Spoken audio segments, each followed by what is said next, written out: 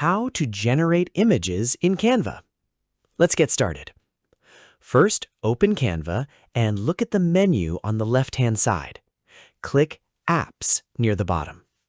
By default, you might be on the Design tab, so switch to Apps if needed. Next, click the search bar, type Magic Media, and when the search results appear, simply select Magic Media to open the tool. Now it's time to create your image. Make sure Image is selected, then type a clear description of the image you want to generate. After writing your prompt, choose the style you want. For this example, I'll select Photo. Then choose the image size, in this case, square. Once everything is ready, click Generate Image. Canva will take a few seconds to create several AI-generated images based on your prompt.